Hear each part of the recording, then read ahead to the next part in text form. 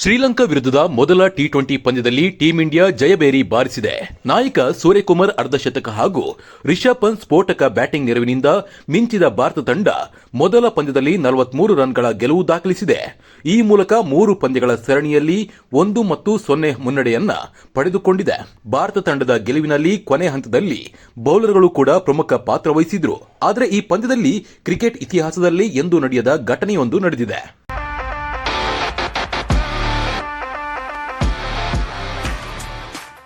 ಹೌದು, ಶ್ರೀಲಂಕಾ ಬೌಲರ್ ಭಾರತದ ಬ್ಯಾಟ್ಸ್ಮನ್ಗಳಿಗೆ 2 ಕೈಯಿಂದ ಬೌಲಿಂಗ್ ಮಾಡಿದ್ದಾರೆ. ಲಂಕಾದ ಬೌಲರ್ ಕಮಿಂಡೋ ಮೆಂಡಿಸ್ ಅಪರೂಪದ ದೃಶ್ಯವನ್ನ ಕ್ರಿಕೆಟ್ ಪ್ರೇಮಿಗಳಿಗೆ ತೋರಿಸಿದ್ದಾರೆ.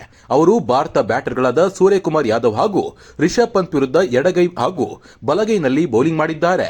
ಭಾರತೀಯ ಆರಂಭಿಕ ಆಕ್ರಮಣಕಾರಿ ಬ್ಯಾಟಿಂಗ್ ಮತ್ತು ಫರ್ನಾಂಡೋ ಅವರ ಅದ್ಭುತ ಕ್ಯಾಚ್ ಹೊರತುಪಡಿಸಿ ಎಲ್ಲರ ಗಮನ ಸೆಳೆದಿರುವುದು ಕಮಿಂಡೋ ಮೆಂಡಿಸ್ ಅವರ ಬೌಲಿಂಗ್. 2018ರಲ್ಲಿ ಅಂತಾರಾಷ್ಟ್ರೀಯ ಕ್ರಿಕೆಟ್ಗೆ ಪಾದಾರ್ಪಣೆ ಮಾಡಿದ 25 ವರ್ಷದ ಆಟಗಾರ ಎಲ್ಲ ಸ್ವರೂಪದಲ್ಲಿ ಭಾರತದ ವಿರುದ್ಧ ತಮ್ಮ ಮೊದಲ ಪಂದ್ಯ ಆಡಿದ್ರು.